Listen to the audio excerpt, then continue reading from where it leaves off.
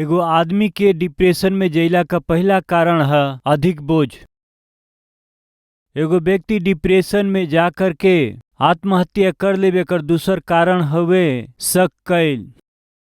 एगो व्यक्ति डिप्रेशन में जाके निराश और हताश होके मर जाए के बा सोचला के तीसरा कारण जानत हई अपमानित भइल। का ह? अपमानित भइल। शामूल के दूसरा किताब 15 अध्याय 30वां वचन के हम पढ़त हई। तब दाऊद के ई समाचार मिलल अब्सलोम के संगी राजद्रोही लोग के साथ अहीतोपेल ह यह नाम हवे। फ्रेंड्स, दाऊद के बेटा अब्सलोम दाऊद से बैर कैले, दाऊद के सिंहासन के लिहल चाहले, दाऊद के मारे के बाटे ई सोच करके कोशिश करे लगलन। के ह बताई?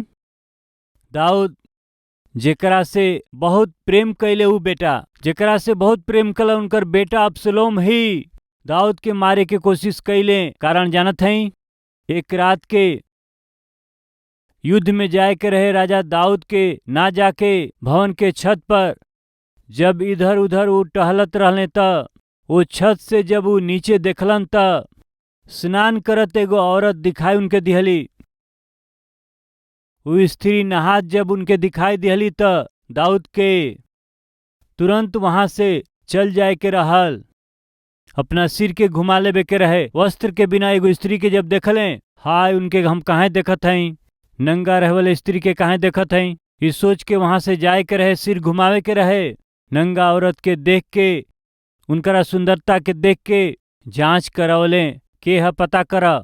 पता चलल कि एगो भरोसामंद सैनिक उरिया के पत्नी हई,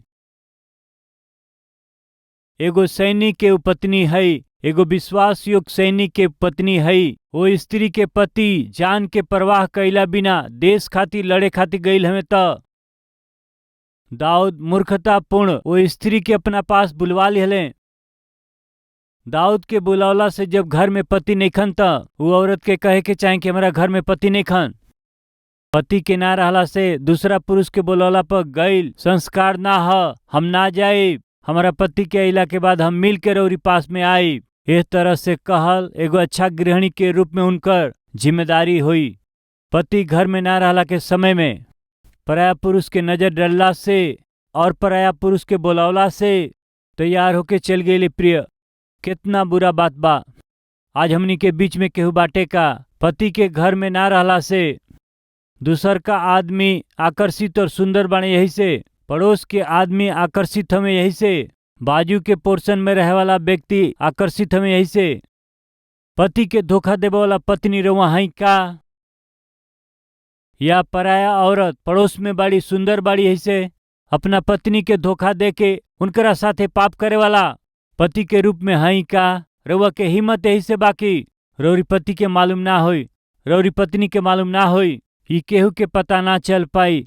वो हिम्मत से रउआ ई नीच में काम करत हई। सुनी, वो दिन दाऊद सोचले उनकर पति घर में नहीं खन, केहू पूछे वाला नहीं खे, केहू के मालूम ना चल पाई। ई सोच के उनकरा पत्नी से पाप कैले।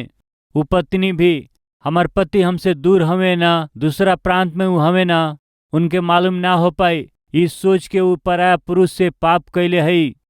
केहू बाटे का पत्नी मायके गईल बड़ी, पति विदेश गईल हमें ना, पत्नी कुवैत दुबई गईल बाड़ी ना, अबू धाबी गईली, अमेरिका गईल बाड़ी ना, हमार पति विदेश में गईल हमें, अब हम यहाँ कुछ करी केहू के मालूम ना होई। यह सोच के रउआ मनमर्जी से जियब त 1 मिनट रउआ रुकी। रउआ जीवन पाप करथनी रउआ के पाप के दंड मिली। राउर पति रउआ के दंड ना दे कर कारण है राउर धोखा उनके मालूम नहीं के, यही से राउर पत्नी रउआ के दंड ना दे सकी है काहे कि भोली बड़ी, वही से बाकी रउआ के देखे वाला परमेश्वर हमें, जे रउआ के देखत हमें ऊ परमेश्वर देख के चुप ऊ ना रह सकेलन। धोखा तू मत खइह, परमेश्वर ठट्ठा में ना उड़ावल जाई है। रउआ जीवन बोअब ओकरा के रउआ के काटे के ही पड़ी। बदसिबा से पाप करके जैसे वो कुछ नहीं खन जाना तो पाप के वो छिपावे लगले। आगे बढ़े वाला दाऊद के पास नतान नबी आ ही गईले, उनके खुलम खुला बता दिहले सामुएल के दूसरा किताब 12 अध्याय 9 पद से, तू यहोवा के आज्ञा जान के काहे उ काम कैले जौन यहोवा के दृष्टि में बुरा बा? ऐसन काम तू काहे कैला? हित्ती उरिया के तू तलवार से घात कर देले हवा और उनकरा पत्नी के तू आपन कर देले हवा, और उरिया के अम्मोनी लोगन के तलवार से मरवा देले बाड़ा। यही से तलवार अब तोहरा घर से कबहू दूर ना होखी, काहे कि तू हमरा के तुच्छ जान के हित्ती उरिया के पत्नी के आपन पत्नी कर लेले हवा। का बात ह? युद्ध में ना जाइब रहुआ? ना जाइब, तोहरा घर में ही युद्ध के ले आई। युद्ध में जाए के समय दाऊद युद्ध में ना जा करके वो का कैले जानत हई? वो घर में रह के पाप में काम कैले हवे। का हमनी के बीच में नौकरी करे जाए के बाद नौकरी करे ना जा करके, पढ़ाई करे के समय पढ़ाई करे खातिर कॉलेज में ना जा करके, राउर माता पिता उनकरा नौकरी में जैला के बाद में घर में रह के गलत काम करे वाला बहिन परमेश्वर रउआ के देखत हमें। राउर माता पिता घर से नौकरी में जैला के बाद में कॉलेज ना जाके घर में ही रह के पाप करे वाला हे हमर भाई परमेश्वर देखत हमें। राउर पति नौकरी जैला के बाद, राउर पत्नी नौकरी जैला के बाद रउआ अकेले घर में रह के जौना जौना पाप में काम के रउआ करत हई परमेश्वर देखत हमें। दाऊद के युद्ध में जाए के रहे, का कैले? घर में रह के ही बेविचार के काम कैले, परमेश्वर देख ले।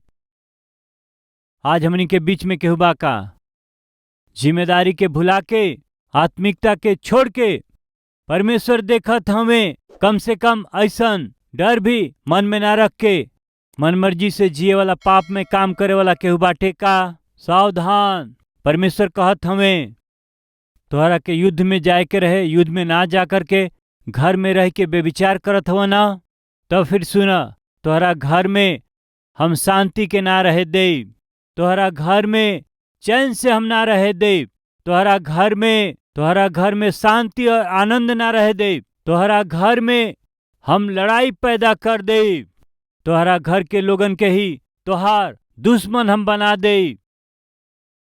दाऊद के कईल पाप के कारण जब वो पछताप कैले त परमेश्वर दाऊद के मरले नाही, बाकी सुनी प्रिय मित्र लोग, दाऊद के घर में ही दाऊद के शांति रहित कर दिले, आनंद रहित कर दिले। का कहत हमें देखल जाई, का कहत हमें 10 वचन से, यही से तलवार तोहरा घर से अब दूर ना हो पाई, काहे कि तू हमरा के तुच्छ जान के हित्ती उरिया के पत्नी के तू अपन पत्नी कर लेले हवा। हमार बात सुना, यहोवा ऐसे कहत हमें, हम तोहरा घर में से विपत्ति उठा करके तोहरा पर हम डालब, तोहरा पर हम डाल दे। तू बाहर के लोगन से ना डेरा पैब, तोहरा घर के लोगन के जरिए ही हम तोहके भय दिलाइब, तोहरा घर के लोगन के जरिए ही हम तोहार हानि कराइब, तोहरा घर में रहे वाला लोग ही तोहार शत्रु हो जाई हैं, तोहरा के घर में युद्ध करे के पड़ी, और तोहरा पत्नी के तोहरा सामने लेके दूसरा लोगन के दे। ई का ह? तू का कैला? पराया आदमी के औरत के आपन बनौला। देखते रही तोहरा पत्नी के हम दूसरा के दे। तू जौन बोले हवा वही के तू कटबा। कितना भयानक बा प्रिय। रउआ सोचत हई का दाऊद वो एक रात के पाप करके क्षमा मांग के वो बच गए का प्रिय? ई सोचत हई उनकरा के मरला तक वो वही दिन कैल पाप के कारण दाम चुकौले बड़े प्रिय। 13वां अध्याय के रउआ पढ़ब तो समझ में आ जाई। तमार नाम के सुंदर दाऊद के बेटा अब्सलोम के बहिन रहली, उनकरा पर दाऊद के बेटा अम्नोन मोहित भइले। अम्नोन मोहित हो गईले। कुछ समझ में आवत रउआ के? दाऊद के बेटी है तमार, दाऊद के बेटा हुए अम्नोन, दाऊद के बेटा अम्नोन, दाऊद के बेटी तमार, अम्नोन नाम के दाऊद के बेटा, तमार नाम के दाऊद के बेटी के वो का कैले? उनकरा पर मोहित भइले। भाई अपना बहन पर मोहित भइले। केकरा घर में? दाऊद के घर में। खाली मोहित ना भइले, वो भ्रष्ट कैले, उनकरा साथे कुकर्म कैले। दाऊद के जब ही पता चलल, दाऊद दाऊद तोहरा घर में का भइल जानत हव? का भइल? तोहर बेटा तोहरा बेटी के भ्रष्ट कैले। कौन से बाप सह सकेलन प्रिय? कौन से बाप झेल सकेलन प्रिय? का हमार बेटा ही हमारा बेटी के भ्रष्ट कैला का? हाँ दाऊद छाती पीटे लगलन प्रिय, सिर पटके लगलन प्रिय। जब सर पटकत रहलन, छाती पीटत रहलन त उनकरा कान में सुनाई देवे वाला शब्द का हा जानत हई? तोहरा घर में ही, तोहरा घर में ही हमेशा हमेशा खातिर युद्ध के हम लेकर के आए। तोहरा घर में ही तोहरा के हम शांति रहित कर दे। अबसलोम से दाऊद बहुत प्रेम करत रहले। का करे के कोशिश कैलें जानत हई? दाऊद के मारे के वो कोशिश कैलें। का होत बाटे? दाऊद के ऊपर ही हत्या के कोशिश होता। के मारल चाहत हवे? दाऊद के बेटा ही मारल चाहत हवे। देखे के आई 17वां अध्याय शुरू के कुछ वचन के। फिर अहीतोपेल अबसलोम से कहले, हमके 12 गो हजार पुरुष छाट द और आज ही हम उठ के दाऊद के पीछा हम करब। जब वो थाकल मांदल निर्बल हुई हैं त उनके हम पकड़ब, उनके हम डेराइब और जितना लोग उनकरा साथे बड़े वो सब भाग जाई हैं। हम तो राजा के ही मारब और सगरी लोगन के तोहरा पास लौटा के ले आईब। जौना मनुष्य के तू खोजी बड़ा उनकरा मिलला से सगरी प्रजा के मिलन हो जाई। अहीतोपेल के हवे जानत हई? दाऊद के एगो विश्वास योग्य मंत्री हवे।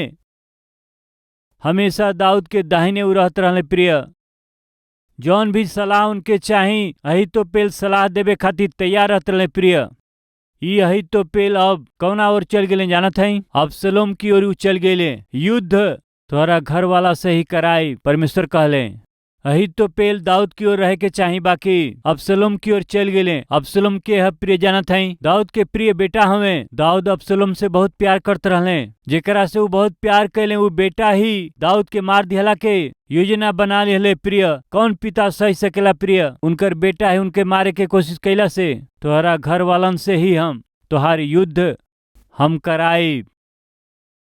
पराया पुरुष जब उनकरा घर में केहू ना रहे, एगो भोला भाला व्यक्ति जब अपना घर में ना रहले तो उनकरा पत्नी के बुला के, जब सब युद्ध करत रहले तो तू अकेला घर में रह के व्यभिचार करबा का? अधिकारी हैं यही से, राजा हैं यही से, कुछ करब चल जाई यही से, केहू कुछ करे वाला नहीं के यही से, मनमर्जी के काम करब तू। सुना, तू अपना घर में व्यभिचार कैले हवा यही से तोहरा घर में ही तोहरा के शांति रहित कर दे, युद्ध के पैदा कर दे, हम शांति रहित कर दे। दाऊद के मरते दम तक वो लड़ाई के वो अनुभव करत रह गेले। प्रिय भाई प्रिय बहन, परमेश्वर प्रेमी हमें ना, परमेश्वर तरस खाए वाला हमें ना। हम कैसनो पाप में काम करी फिर भी आके प्रभु हम जोन कैली गलत बा हमरा के रउआ क्षमा करी ऐसन कहे से क्षमा कर दिहे ना। यस वो क्षमा कर दिहे। दाऊद के कैल पाप के कारण उनकरा के मौत दंड मिले के रहे, बाकी दाऊद रोवले, परमेश्वर क्षमा कैले, उनके मौत के दंड ना दिहले। बाकी उनकरा कैल पाप के कारण उ जौन अन्याय कैले, जौन पाप के उ कैले, कैसे परमेश्वर खातिर अपमान लेके अइले, ओकरा प्रायश्चित के रूप में दाऊद के नुकसान उठावे के पड़ल, उनके बहुते कष्ट उठावे के पड़ल। अहीतोपेल उनका मंत्री रहले, वो दुश्मन बन गईले। योआब सेनापति रहले, विरोधी बन गईले। एक समय सगरी लोग ही विश्वास योग्य रहले, बाकी दाऊद के असली चेहरा के देख के वो दूर भैले। सावधान प्रिय भाई और बहन, यदि रउआ मनमर्जी से जिये पाप में जीवन के जियब त रौरी निकट और पास में रौरी चारों ओर हमें उहे राउर दुश्मन हो जाई हैं। रौरी साथे काम करे वाला ही राउर शत्रु हो जाई हैं जा। रौरी साथ नौकरी करे वाला ही राउर शत्रु हो जाई हैं जा। राउर पार्टनर ही राउर शत्रु हो जाई हैं। रौरी घर के आसपास के लोग ही राउर शत्रु हो जाई हैं। राउर भाई बहन ही राउर शत्रु हो जाई हैं। काहे खातिर? पाप के घड़ा भर गइल बा, यही खातिर से दाऊद के विरोध में उ लोग अहितोपेल षड्यंत्र कैले। डिप्रेशन निराश कब होइले जा? मरला के सोच कब आवेला? अधिक बोझ उठावत समय में, अपमान और संदेह मन में भइला से, और तीसरा अपमानित भइला से। अहितोपेल अबसलोम के साथ मिल गईले। अबसलोम के साथ मिल करके दाऊद के मरला के षड्यंत्र कैले, सम्मति दिहले। दाऊद जानत रहले हमरा पाप के कारण ही ये सब हो रहल बाटे, बाकी वो का कर सकत रहले? का कर सकत रहले? वो परमेश्वर के पास अइले, पिता यहोवा हम का करी? हमरा कईल गलती के कारण, पाप के कारण हमरा घर में ही युद्ध शुरू हो गई, बताई हम का करी? ऐसे परमेश्वर के पास आके रोवले।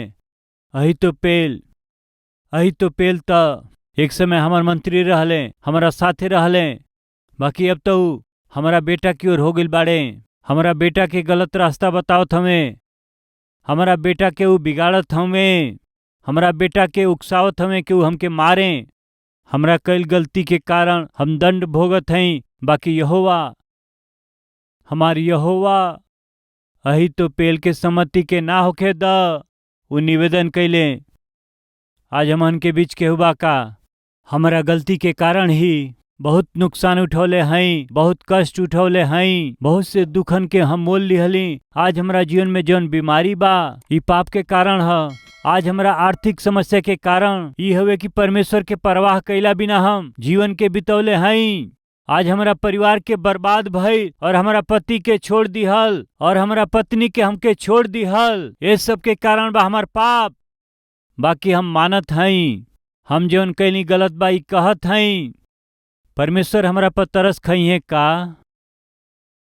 दाऊद अपना गलती के मान लिहले, तरस चाहत हमें। हे पिता, हमार बेटा हमार विरोध करत हमें, हमके मारे के वो कोशिश करत हमें। अहितोपेल उनकर साथ देत हमें, झूठा बात के वो बता के हमारा बेटा के हमारा विरोध में उस्कावत हमें। हम सही नहीं की पावत पिता, हमसे नइखे हो पावत, हमारा पर तरस खाई। वो गिड़गिड़ा के परमेश्वर, भला परमेश्वर हमें प्रिय। एक और दाऊद के उनकरा कईल पाप के कारण उनके दंड दे करके ही, और दूसरा ओर उनकर कईल प्रार्थना के वो सुन करके ही अपना अनुग्रह और तरस के दिखावत अइले प्रिय। अहितोपेल दाऊद के विषय में विचार कैले। जब दाऊद उनके जनले त का कैले? प्रार्थना कैले, हे पिता, अहितोपेल के सम्मति के सफल मत होके दें पिता। प्रार्थना कैले। एक और बार पढ़त हई सामुएल के दूसरा किताब 15 अध्याय के 31 पद। तब दाऊद के इस समाचार मिलल, अबसलोम के साथी राजद्रोही लोग के साथ अहितोपेल हमें। दाऊद कहले कि हे यहोवा, अहितोपेल के सम्मति के मूर्खता बना दें। ऐसे वो प्रार्थना कैले। 17 अध्याय 23वां वचन। जब अहितोपेल देखले कि हमारा सम्मति के मुताबिक काम नेखे भइल, तब वो अपना गदहा पर काठी कसले और अपना नगर में जाके वो अपना घर में गईले, और अपना घराना के विषय जवन जवन आज्ञा देवे के रहे वो दे करके अपना आप के फांसी कर लिहले, और वो मर गईले। डिप्रेशन एगो आदमी के मार दिहलस। वो दुष्ट आदमी फांसी लगा के मर गईले। कारण जानत हई? अपमान, बेइज्जती। उनके इतना निराश कर दिहलस कि, उनके इतना अधिक दुखी कैलस कि, इतना अधिक वो डिप्रेशन में चल गए कि वो सोचले कि अब जियल ही बेकार बाटे। इतना अधिक। कृपया ध्यान दें, मूसा जब वो डिप्रेशन में गईलन तो कहले अब हमरा से ना होई ई भार उठावल। और वो जब परमेश्वर के पास अइले, परमेश्वर मूसा के सम्मति दिहले। एलिया परमेश्वर के पास आके, परमेश्वर ऊ औरत जौन कहले बाड़ी ओकरा के जरूर करिहे पिता, हमरा प्राण के ले लें। जब वो परमेश्वर के पास आके बतौले, परमेश्वर एलिया के मरे ही ना दिहले, बाकी यही तो पेल उनकर सोच, उनकर सम्मति, उनकर योजना जब पूरा ना भइल तो का कैले वो, जब वो असफल हो गए तो अही तो पेल जे दाऊद के मंत्री रहले, उनकरा सम्मति दिहला से बड़ा बड़ा काम होखेला। ऐसे जब सब लोग सोचत रहे उनकर सहमति फेल हो गई तो ओके सही ना पौले, ये अपमान के सही ना पाके अपना नगर में घर में जाके का करे के बा, अपमानित हो गई बानी, हम का करी, हम जवन सोचले वो ना हो पावल, कैसे हम अपना सर के उठाई, कैसे अब्सलोम से हम मिली, उनसे ना हो पाई।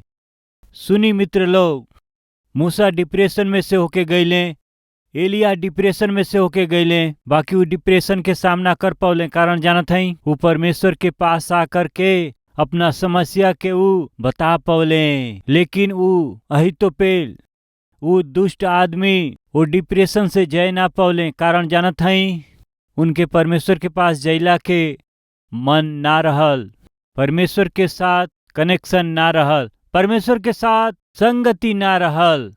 और ऊपर से वहां दाऊद आके प्रार्थना कैले, दाऊद आके हे पिता, अहीतोपेल हमरा विरोध में षड्यंत्र रचत हमें, हे पिता मारे के योजना बनावत हमें, कृपया पिता।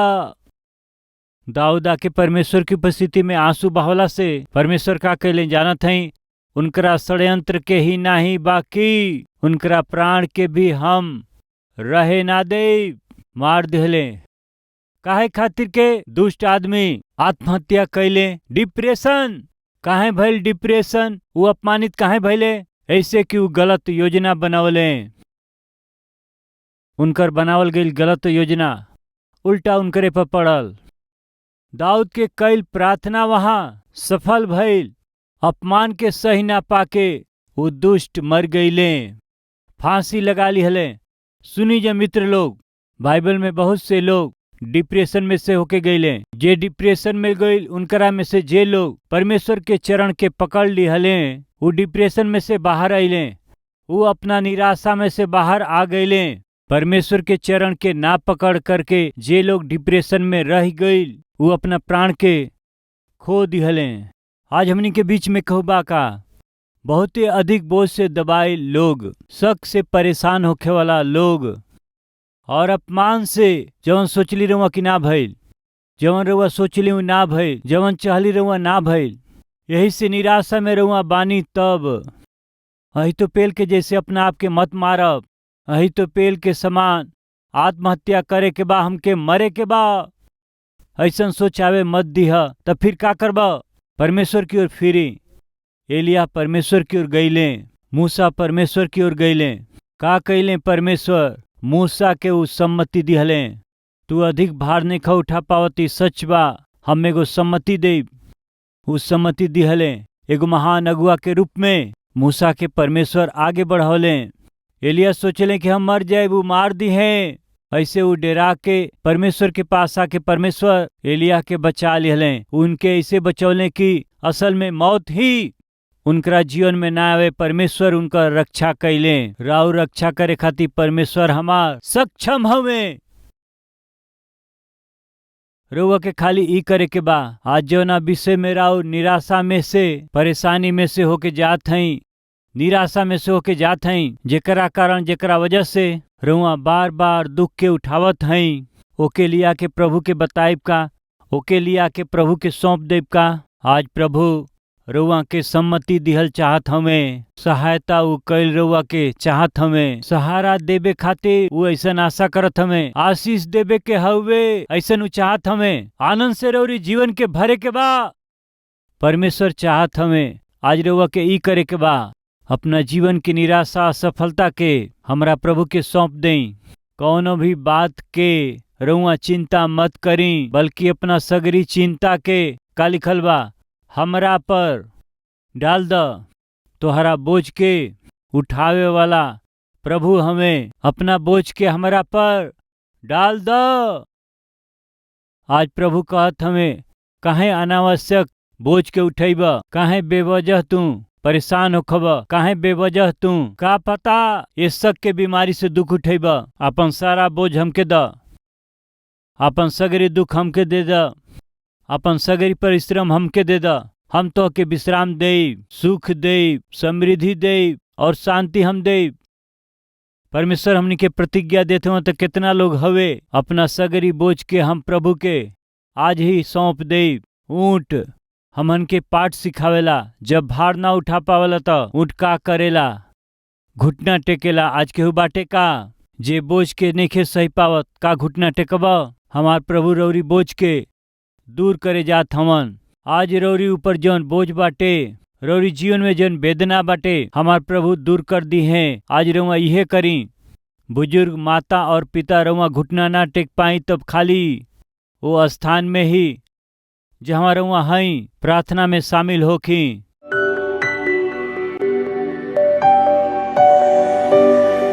महान पवित्र प्रेमी पिता परमेश्वर, अहीतोपेल के गलत सम्मति के रउआ सफल ना होके दिहली, कारण है कि रउआ दाऊद के प्रार्थना के सुन लिहली। अहीतोपेल जब दाऊद के विरोध में षड्यंत्र कैले तब रउआ उनके मार दिहली।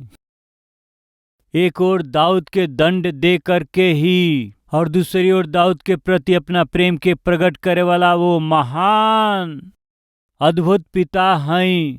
पिता आज केहू दाऊद के समान आज केहू गलत कदम बढ़वले बात आज रउआ से उ क्षमा मांगत हवन जा। क्षमा करी उ चाहत हमें, क्षमा कर दें पिता, माफ कर दें पिता। कैल गईल गलती के कारण उठावल गईल गलत कदम खातिर क्षमा करी। रउआ क्रोध करब तो सहला के शक्ति ना हुए पिता। पिता यदि रउआ हाथ उठाइब तो जब मारब तो सहे के शक्ति केहू में ना है पिता। जे लोग पिता रौरी विरोध में जीवन बितौले बा, पति के धोखा दे के, पत्नी के धोखा दे करके, माता पिता के धोखा दे के, रउआ के धोखा दे करके, धोखा खैला के स्थिति में जे केहू बाटे पिता, क्षमा करी उनके, माफ करी पिता। हम सब के रौरी हाथ में सौंप देत हई। रउआ उन्हें लोग के क्षमा कर दें। रउए दया करे के बा। रउए के हमनी के अपना लहू से धो के शुद्ध करे के बा। रउए हमनी के सहे के बाटे पिता। रउआ अलावा ए दुनिया में हमनी के क्षमा करे वाला, प्रेम करे वाला, सही पावे वाला, हमनी के झेल पावे वाला केहू नइखे पिताजी। यही से अपना जीवन के रौरी हाथ में देत हई जा। अहीतोपेल के समान निराश और दुखी होकर के रौरी पास नाया के आत्महत्या कर ले। हे पिताजी, ऐसन केहू बात मदद कर दे पिता, आशीष दें। एलिया के समान, मूसा के समान निराशा में भी रौरी चरण के पकड़ के विजय पावे के जीवन हम सब के रउआ दें। हे पिता, यीशु के नाम से मांगत हैं पिताजी, आमीन।